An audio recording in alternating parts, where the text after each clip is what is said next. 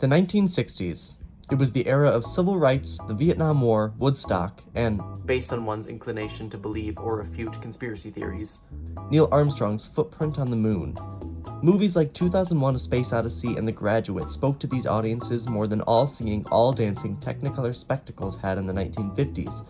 Movie musicals had once been surefire hits, but by 1970, they were seen as box office poison. So, what happened? Who was there to blame? This is the tale of how a string of poor business decisions effectively killed the movie musical for 30 years. Hi, welcome to Movie Musical Mania, the channel devoted to telling everything about the history of musical cinema. Please like and subscribe for more content like this. Let's get into it. I got Rhythm, I got music, I got my gal, who could ask for anything more? Movie musicals were traditionally box office juggernauts. Arthur Freed's department at MGM released many films in this golden age of musicals, such as Meet Me in St. Louis, An American in Paris, and, of course, Singing in the Rain. These films were common but profitable. Studios almost always regained their investment when the movie starred Judy Garland or Gene Kelly. Ginger Rogers and Fred Astaire were household names. Some claim the death of the movie musical began with A Star is Born in 1954, Judy Garland's last big musical. After all, the movie was over 3 hours long, and she was snubbed an Oscar win. But I think there's another culprit. Here's something that will really amaze you. Here's the size of the screen in most table models. Now, let's compare it with this new Westinghouse screen. There. Now, that's quite a difference, isn't it? Engineering improvements give you a huge 17-inch rectangular screen. In an attempt to get butts back into the movie theater, the movies got significantly bigger. 1955's Oklahoma, for example, claimed to be as big as the whole outdoors. Movie studios became heavily reliant on roadshow releases. Roadshow releases were early, limited releases that made the film feel like a special event. Tickets cost more, but the movies were shown in high-end theaters, and merchandise, like pins and soundtrack albums, were sold in the lobby. Can-Can, West Side Story, and South Pacific were just a couple of the musicals that received the larger-than-life treatment, with overtures playing before the movie, intermissions dividing it nicely into 2 acts, and exit music leading guests away with the night's most memorable tunes. Movie studios wanted the audience to feel as if they had spent the night at the theater. They were prestige films, as put by film historian Sheldon Hall, a product of the mainstream industry at its most earnest, sincere, and respectable, for which studio executives can congratulate themselves on having fulfilled a cultural rather than a commercial remit. The roadshow did not lend itself solely to musicals. It also included epics like The Ten Commandments and The Robe and Ben-Hur. The notorious 1963 film Cleopatra received this lavish treatment, but was riddled with problems like actor scandals, a bloated budget of nearly $200 million in today's money, and an original runtime of nearly 5 hours. The film was not a flop, but it was so expensive, 20th Century Fox was only saved by releasing The Sound of Music. The Sound of Music reassured movie studios that this lavish filmmaking style was an okay bet. The Oscars served as additional fuel to the fire. Gigi, West Side Story, My Fair Lady, and The Sound of Music all won Best Picture over the course of 7 years. It was also at that time that a little art film that you probably haven't even heard of also came out. Mary Poppins, which also served as the Oscar-winning film debut of Julie Andrews, was a smash hit. The following year she starred in The Sound of Music, which would go on to be the highest-grossing movie musical ever. If the genre was in any way dying, these big hits told movie studios to start pumping out big-budget musicals, and so movie studios did. The roadshow releases depended on a feeling of being special. So what happens when you don't feel special anymore? How much abundance can you take? As put by Ted Sennett in his book Hollywood Musicals, the success of Mary Poppins guaranteed that other films would venture into musical fantasy based on favorite children's stories, but the few that followed were wretched indeed. In addition to surprisingly shoddy special effects, instantly forgettable scores, and unimaginative screenplays, they failed to add the touch of satire, wit, or plain common sense that fantasy demanded. 1968's Chitty Chitty Bang Bang desperately tried to repeat the Mary Poppins success by claiming Dick Van Dyke and securing Sally Ann Howes as a Julie Andrews replacement. But the film is nightmarish. Who thought a child catcher was appropriate for a children's movie? 1967's Dr. Dolittle, based on Hugh Lofting's children's book series, ripped Rex Harrison from his success in My Fair Lady to appear as the animal talking doctor. Daryl Zanuck, 20th Century Fox's head, had immense faith in the picture. We are deeply committed to this fundamental concept of making and presenting films. We expect Dr. Dolittle to have a great chance of repeating the Sound of Music appeal for total family business. But unlike the Sound of Music, Dolittle had no danger or suspense. It just had a lot of animals and Rex Harrison walking around doing his best impression of himself as Henry Higgins and still managing to be misogynistic. However, that outfit that you're wearing this morning is the nicest thing I've seen you in since you left England. This is my underwear. Oh. Anyway, it suits you. Audience test scores were low, partly because the movie is not good, and partly because audiences mistakenly thought they were going to view a sneak peek of the more anticipated Warner Brothers film Camelot. There was a giant sign in the lobby advertising it, so many audiences were confused when the film started with a man riding a giraffe. It was nominated for Best Picture, but audiences weren't buying it. I mean, just look at the fellow nominees. One of these is the odd man out, and it certainly isn't Guess Who's Coming to Dinner. Meanwhile, Julie Andrews was starring in Thoroughly Modern Millie alongside Carol Channing and Mary Tyler Moore. The film is a lighthearted romp set in the 1920s. It could have been a wonderful hit and was moderately successful, but the movie studios turned a lighthearted farce into a bloated, overdone movie with an intermission and an out-of-turn Jewish wedding song.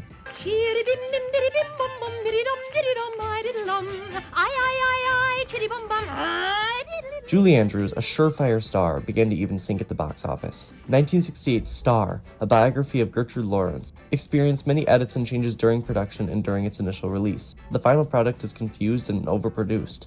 And her film Darling Lily, made with husband Blake Edwards, was marketed as not being a musical, despite there being 10 musical numbers. But hey, at least we have Julie Andrews. Fresh off the success of My Fair Lady, Warner Brothers adapted Lerner and Lowe's other stage success, Camelot, Camelot. preserving several of the songs from the stage show and adding Take Me to the Fair.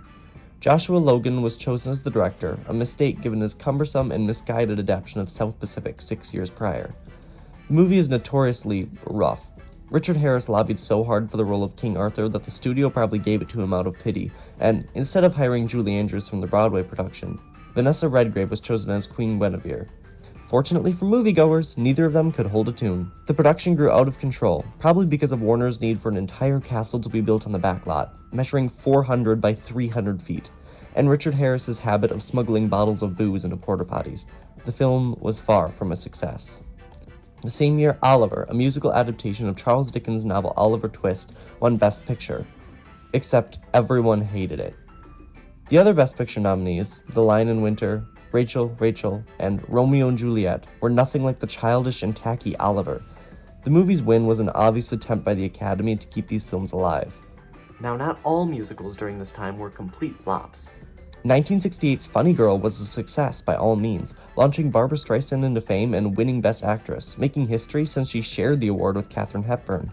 The movie was a success namely because of its star, but it wisely changed many elements from the show on which it was based. All the songs not involving Streisand were cut, and the classic song My Man was inserted into the score. It may be argued which version of Funny Girl is better, the stage show or movie, but the movie had one mission: to propel Barbra Streisand into higher fame. It was looking as if the success achieved by The Sound of Music could simply not be repeated. But studio executives were not willing to give up this type of storytelling. Sooner or later they would strike gold again, right? So you would think.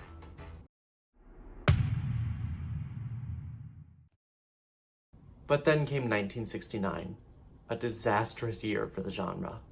Sweet Charity released in April, starring Shirley MacLaine and directed by Bob Fosse. At a final negative cost of $10 million, $3 million over budget, Sweet Charity was Universal's most expensive film since Spartacus. It was seen as overlong and overproduced and lost much of its investment. Paint Your Wagon opened in October. It was marketed to the modern youth, those who could, actual quote, look civilization in the eye and spit.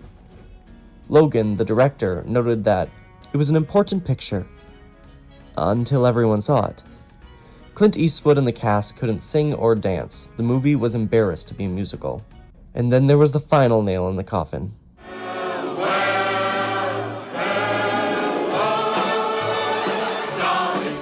A smash hit on Broadway, it was inevitable that it would be turned into a film. Carol Channing, the Dolly Levi on Broadway, was turned down for the film based on her appearance in Thoroughly Modern Millie, which, ironically, she had made to show Hello Dolly's producers she could be a film star. Barbra Streisand, 1960's favorite funny girl, was instead chosen. Hello Dolly premiered in December and is an extremely well-made film. With Michael Kidd as choreographer and Gene Kelly as the director, the film was made with much attention to detail. Streisand might be too young, but she plays the role wonderfully, and the rest of the cast is talented enough, unlike Camelot and Paint Your Wagon.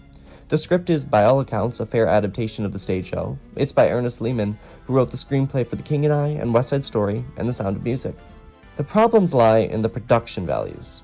As put by Ethan Mordden in Hollywood Musicals, sure enough, every song is a number. When Dancing, on Broadway a quintet, becomes an epic with tennis players, bicycles, a park setting with character vignettes, and Dolly's waltz with a sanitation man, one has to admit the proportions are majestic. The proportions were more than majestic. They were comical. They built entire New York streets on the backlot, and there were costumes upon costumes upon costumes. The movie often wants to overwhelm its audience with big, big, big. The total budget of the film was over $28 million, roughly $210 million in today's money when accounting for inflation.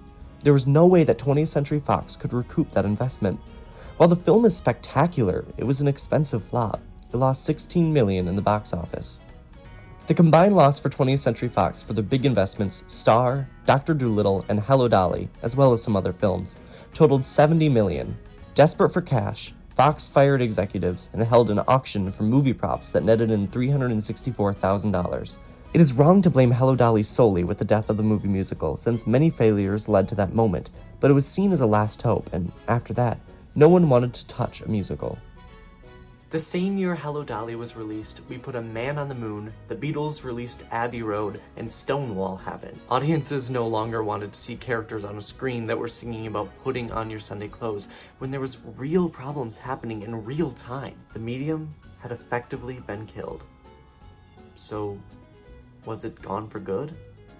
After Hello Dolly came The Ill-Cast Maine, The Faithful to a Fault 1776, and The Depressing Man of La Mancha, all of which were failures. But Fiddler on the Roof was one exception of a 1970s success, as was Cabaret with its social commentary and a heavily stylized script. But even these films couldn't escape critique. Vincent Canby of the New York Times discussed what had caused the decline. It is no accident, I think, that with the possible exception of Gigi, none of the great original movie musicals in the 1940s and 1950s was conceived as a movie that had to be financially successful if the company that produced it was going to survive. The face of the movie musical was changing. Audiences didn't want production values anymore. They wanted intimate stories. It wouldn't be until the early 2000s with Phantom of the Opera and Chicago and Hairspray we would see a full return to the big screen. But that's another story for another day. Make sure to like and subscribe if you like this video. Until next time, this is Movie Musical Mania.